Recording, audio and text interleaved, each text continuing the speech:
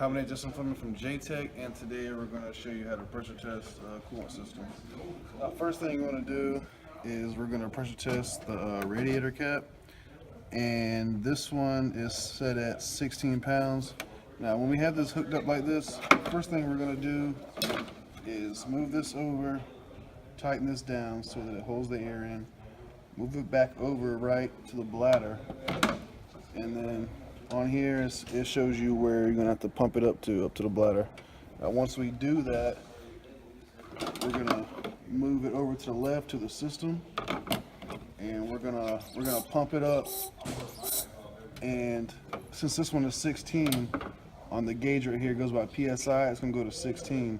And now if you keep on pumping air into it, it's gonna go past it, and it's there's gonna be a little relief that's gonna let it go back down to 16.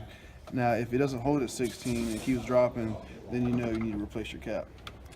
And next we're gonna show you how to pressure test the actual coolant system itself. And now I'm gonna show you how to pressure test the actual system itself. Now that we got it connected on here, we're gonna tighten this back down, move it over to the right for the bladder, get it up to the right spot on the bladder right there. Then we're gonna move back over to the system. As you see, it dropped.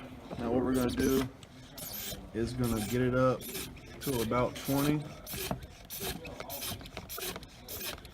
Well, between 15 and 20, we'll get it there.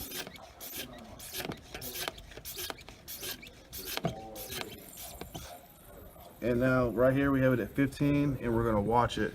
If it stays there for a couple minutes, then we know that there's not a leak in the system.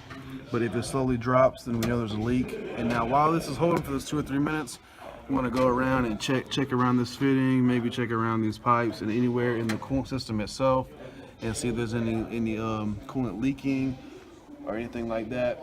And then once you're done, you just release the air out.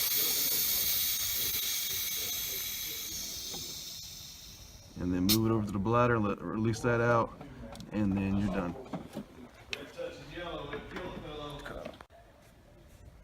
And now that we have pressure tested the cap and the actual system itself, we're gonna check the radiator fluid and see how, and check the do like an electrolysis test. And we have the negative hooked up to the ground on the battery, and we're gonna put this in there and see how the fluid is.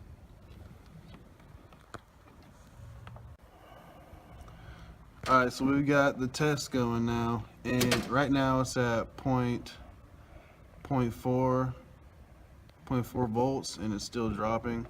So for the fluid that we have in there, it's not high, so it's not very acidic.